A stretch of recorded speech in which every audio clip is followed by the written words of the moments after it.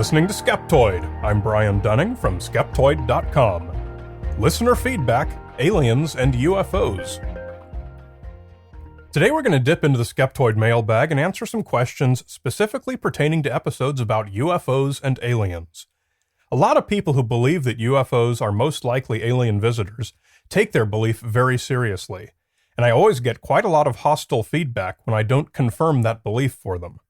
But many of their arguments are well worth discussing, so I've collected a few representative emails to answer today. David from St. Albans wrote in response to the episode on Men in Black, in which I pointed out that the phenomenon of intimidating government agents originates not from actual witness reports, but from a 1950s fiction author. It is a pity that this whole article dismisses the Men in Black syndrome by citing literally one example of the phenomenon. There are accounts from different countries. The MIBs are undoubtedly alien in origin. The weirdness seems to be part of their game. The aim of the skeptic is to ridicule witnesses, because he cannot countenance something that he cannot understand. I gave 4 specific witness reports and cited a number of books and articles giving many more, so I can't agree with David that I cited, quote, literally one example. I also can't agree that there was anything at all in the episode that could be reasonably construed as ridiculing anyone. But David's main point is that the Men in Black are undoubtedly alien, based on their weirdness, the number of witness reports, and their nature of being hard to understand. In order to make a positive identification of an alien based on the characteristics of the evidence, we'd logically have to have a known alien to compare it with. Lots of things are weird, widely reported, and hard to understand. Lucid dreaming, Elvis sightings, odd coincidences. David's stated characteristics don't make any of those things alien. I don't understand Mongolians, and I find some of their traditions weird. Is the best explanation that they're from another planet? Eric from Illinois responded to another aspect of the story. The fact is, while the stereotypical MIB may be a figment of Hollywood and those with overactive imaginations, the government does intimidate, threaten, and overall try to silence anyone who won't follow the government line. Here are some well-documented cases. The rancher who reported the debris in the Roswell case, the radio reporter in the Kecksburg, Pennsylvania case, along with firefighters and general public. I'm extremely familiar with the case of William Mack Brazel, the rancher who found the initial debris at Roswell, and I'm absolutely confident that he never expressed having been threatened, intimidated, or even approached in any way. However, there were stories that he spent a few days in Army custody, but those stories did not exist until they were, quote, remembered some 50 years later, in a third-hand account by UFO proponents interviewed for a 2001 book. The Kecksburg UFO case has to do with the U.S. Air Force being on the lookout for the late December 1965 re-entry of a Soviet probe called Cosmos 96, which was intended to land on Venus. The launch failed and the probe never got any further than a low Earth orbit, and when a bright meteor was seen all across Pennsylvania, Air Force personnel descended onto the scene. Their habit in the day was to dress in civilian clothes and claim to be from NASA.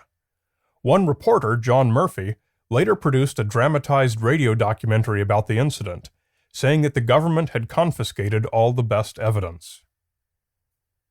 Besides these 2 accounts, which clearly don't support Eric's case, I'm unaware of any credible stories of the government threatening or intimidating UFO witnesses. If you have some, send them my way. Another case involved a UFO that was chased by a couple of Iranian F-4 Phantoms in 1976. Clark from Indiana questioned one part of the story from one of the pilots. I'm an amateur astronomer, and I can tell you from experience that planetary light does not behave like that. Even closer to the horizon, where stars tend to have maximum twinkle, planetary light tends to remain steady. In all my years observing Jupiter, I've never seen it display the kind of color-changing behavior that was observed by that F-4 pilot. I'd be very interested to hear Brian tackle that part of the story. I'm not saying that there was an alien spacecraft cruising over Tehran that night, but UFO stands for Unidentified Flying Object, and that seems to be exactly what we're dealing with here. Not an unusually phosphorescent Jupiter and a relatively minor period of meteor showers. Actually, we did talk about that part of the story. The pilot, Lieutenant Parviz Jafari, had actually never flown at night before, ever. We have a popular account that his description of the light he was sent up to investigate was a strobe light that flashed colors so fast you could see them all at once. This was a second-hand description that the Iranian officers provided to a U.S. Air Force section chief as a courtesy, which was not considered interesting and was never classified. It's of very little value to take what's now a third-hand report, which was filtered through the Iranian military, and treat it as a precise literal account that demands explanation. There's no video, no data, nothing that can be studied. So there's nothing there worth tackling, as Clark said. In the episode Are We Alone?, I mentioned that most astrobiologists believe that there is certainly life out there somewhere. An anonymous correspondent said, I wanted to listen to this one just to hear the ridiculous excuses and disinfo propaganda Dunning came up with to tell me that we're the only creatures in the universe.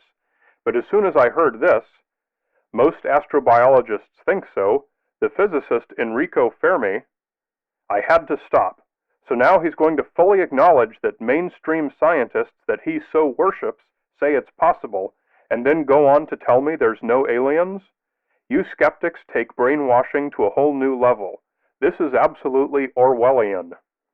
This person is simply wrong. At no point did I say there are no aliens, nor do I believe it.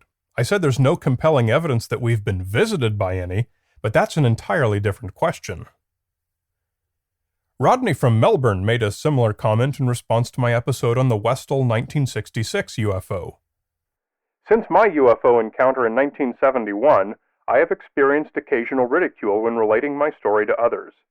Most people are open to the possibility of aliens visiting, and others, like many of your readers, are totally dismissive. I cannot convince somebody with a closed mind. All I can do is relate my experience and ask that people keep an open mind to the possibility. You are doing yourself an intellectual injustice by dismissing every report of UFOs as nonsense. I've never said every UFO report is nonsense, and don't believe it. So again, argue against what I said, not what you'd like me to think. Rodney brings up the age-old question of open-mindedness versus closed-mindedness. No evidence exists that we've ever been visited by aliens, nor is it very likely that we could be, given physics. Open-mindedness is being willing to change your mind based on the evidence, and insisting upon the preferred explanation of aliens, regardless of evidence, is textbook closed-mindedness. I'm eager to see evidence of aliens and would love to have sufficient reason to change my mind. Would you? Desi from Freeman was similarly dismayed with that episode and wrote, This skeptic article states, I don't know, does not mean I do know and it was a spaceship. That also applies to skeptics who must admit that they too don't know, and that doesn't mean that they know and therefore cannot say that it wasn't a spaceship. Skepticism is like a blind religion that believes blindly the negative of everything and just rationalizes evidence away and comes up with theories that are just as bizarre as anyone else's, and then pretends those theories are facts. That is largely closed-minded arrogance. Desi is absolutely right that I don't know means neither I do know and it was a spaceship, nor I do know and it was not a spaceship. Like previous writers, she puts words in my mouth that I didn't say. In fact, the rest of my sentence that Desi omitted went on to say that this case remains one of the many question marks in the books. That's hardly a positive assertion that it was not a spaceship.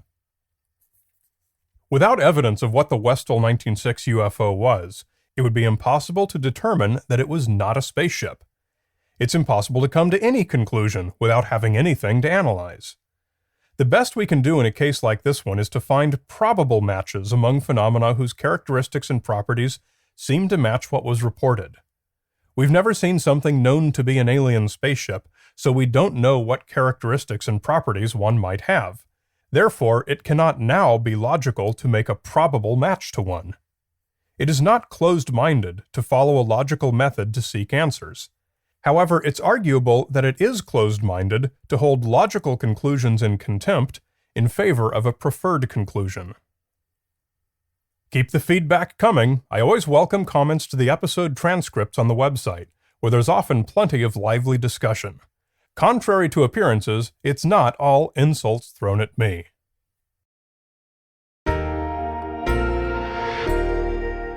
You're listening to Skeptoid, a listener-supported program.